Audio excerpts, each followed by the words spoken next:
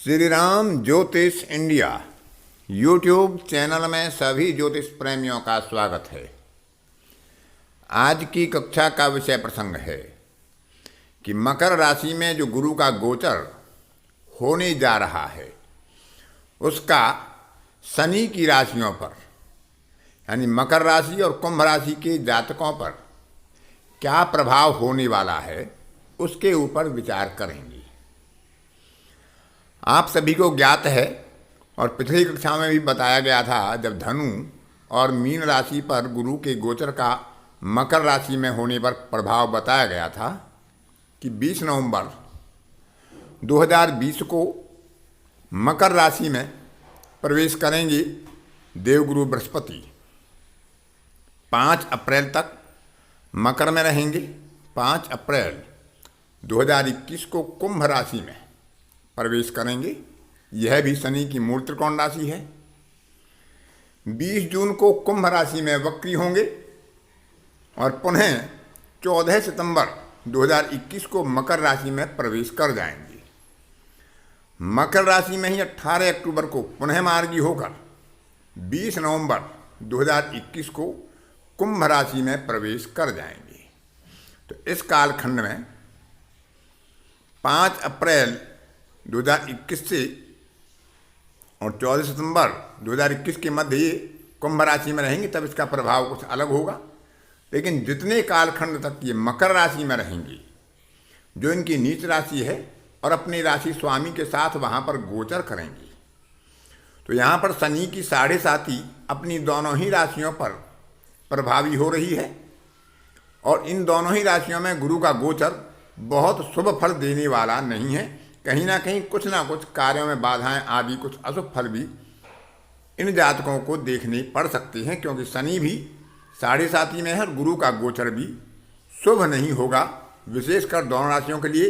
लेकिन ऐसा नहीं है कि सब कुछ अशुभ ही होगा, कुछ ना कुछ शुभ फल भी प्राप्त होंगे। दशा गोचर और अन्य ग्रहों के गोचर का प्रभाव भी होता है, लेकिन विशेषकर गुरु का गोचर जो मकर राशि में होगा उसका मकर और कुंभ राशि वाले जातकों पर क्या प्रभाव पड़ेगा उसका अब विचार करेंगे। गुरु का गोचर विशेषकर चंद्र राशि से शुभ नहीं माना गया है, क्योंकि चंद्रमा जिनका मकर राशि में होगा और जब मकर राशि में चंद्रमा के ऊपर से गोचर होगा देवगुरु बृहस्पति का, तो मान सम्मान में कहीं ना कहीं कमी ला सकता है। कार्य व्यवसाय में कोई ना कोई बाधा उत्पन्न होने की संभावना रह सकती है। कार्य होंगे अवश्य, लेकिन उनमें विलंब और यात्रा आदि में कष्ट के संयोग बन सकते हैं। आर्थिक स्थिति कमजोर हो सकती है, अतः उसकी सुरक्षा के लिए अनावश्यक खर्चों पर नियंत्रण करना चाहिए, ताकि आर्थिक स्थिति में कोई अव्यवस्था पैदा ना हो। खर्चों पर नियंत्रण करने से आर्थिक स्थिति में सुधार बना रहेगा, आर्थिक स्थिति बनी रहेगी। आकस्मिक धन लाभ भी इस कालखंड में संभव होंगे। पिता और गुरु जैसे जो वरिष्ठजन होते हैं, उच्चाधिकारी होते हैं, उनसे कुछ सुखद सहयोग की अपेक्षा की जा सकती है, क्योंकि चंद्रमा से 9वें भाव पर गुरु की गोचरीय दृष्टि होगी। क्योंकि संतान का कारक है, इसलिए संतान पक्ष के लिए और विद्यार्थियों के लिए विद्या अध्ययन में अच्छे पक्ष दिखला सकता है, क्योंकि 5वें भाव पर भी गोचरीय दृष्टि गुरु की होगी। लेकिन क्योंकि धन का कारक होकर अपने धन भाव से 12वें होगा, तो आर्थिक स्थिति के लिए थोड़ा पक्ष कमजोर हो सकता है। विदेशी यात्रा से, विदेशी लोगों से अनुकूल लाभ के संकेत बन सकते हैं। पारिवारिक जीवन सामान्य रहेगा। मित्रों और बंधु बांधवों को सुख और लाभ की प्राप्ति होगी। इस कालखंड में मकर राशि के जातकों को जोखिम भरे कार्यों से बचाव रखना चाहिए, क्योंकि शनि की भी 7.5 है और गुरु का गोचर भी कमजोर है।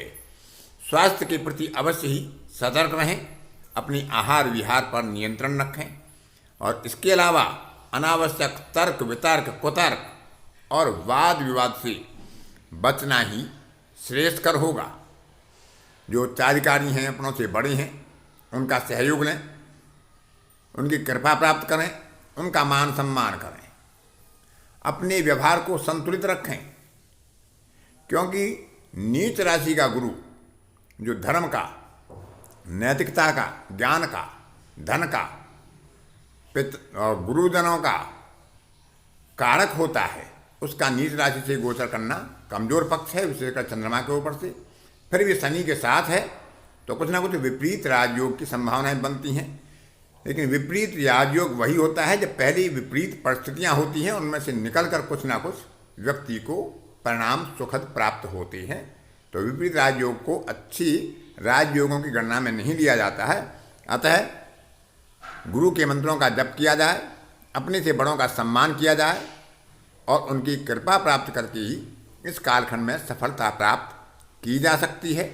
अब विचार करते हैं कुंभ राशि में गुरु के गोचर का जातकों पर, कुंभ राशि के जो जातक हैं उन पर क्या प्रभाव होगा।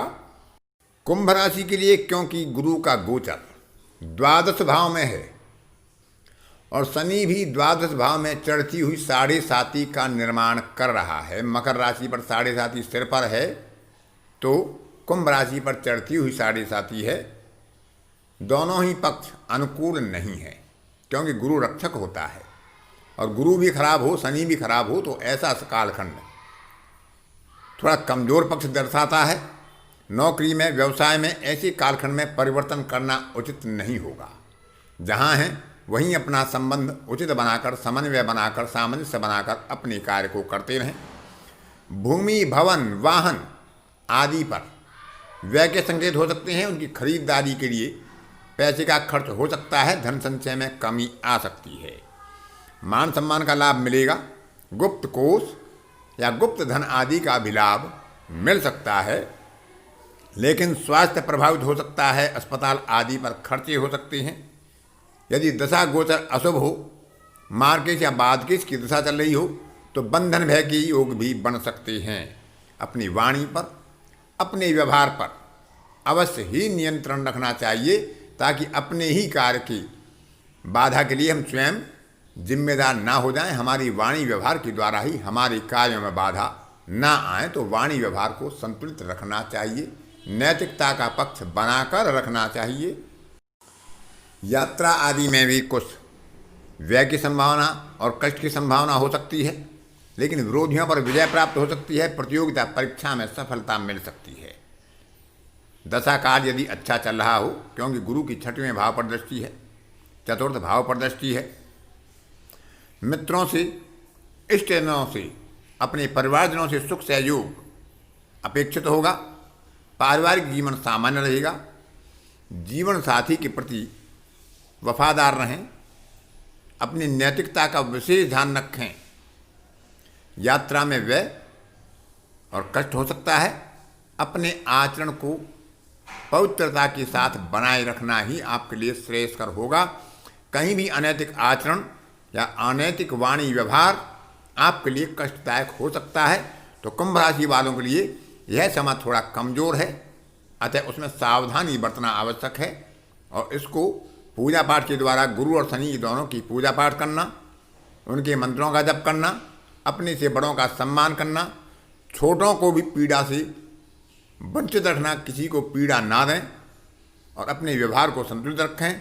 क्योंकि इस कालखंड में थोड़ी सतर्कता इसलिए भी आवश्यक है, विशेषकर कुंभ राशि वालों के लिए, क्योंकि किसी अपने ही विश्वास पात्र के द्वारा दोषारोपण होने की संभावना ऐसे कालखंड में प्रबल रहती हैं, जिस समय आपके गुरु भी अशुभ स्थिति में हों और शनि भी अशुभ स्थिति में हों।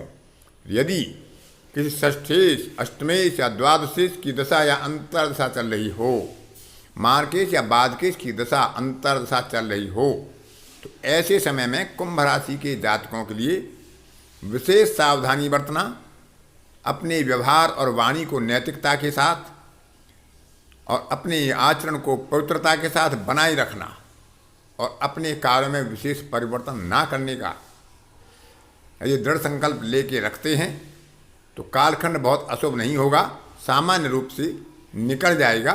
लेकिन थोड़ा सावधानी कुंभ राशि वालों के लिए आवश्यक है। इसलिए मकर और कुंभ राशि दोनों शनि की राशि हैं दोनों पर शनि की साढ़िस आती है, दोनों पर गुरु का प्रभाव कमजोर है, गुरु का गोचर अच्छा नहीं है। क्योंकि कहते हैं कि शनि कष्टों का कारक है और गुरु रक्षा का और धन आदि का कारक है। और जब गुरु खराब हो और शनि भी खराब हो तो स्थिति बहुत कमजोर होती है। तो ऐसे कालखंड में यदि दशा गोचर अन्य ग्रहों के गोचर या दशा अंतर सा भी अशुभ होते हैं तो सावधानी रखना परम आवश्यक हो जाता है। आज की कक्षा में इतना ही। अन्य किसी कक्षा में फिर किसी नए विषय के साथ आपसे मुलाकात होगी। तब तक के लिए अपनी वाणी को विराम देता हूँ। धन्यवाद।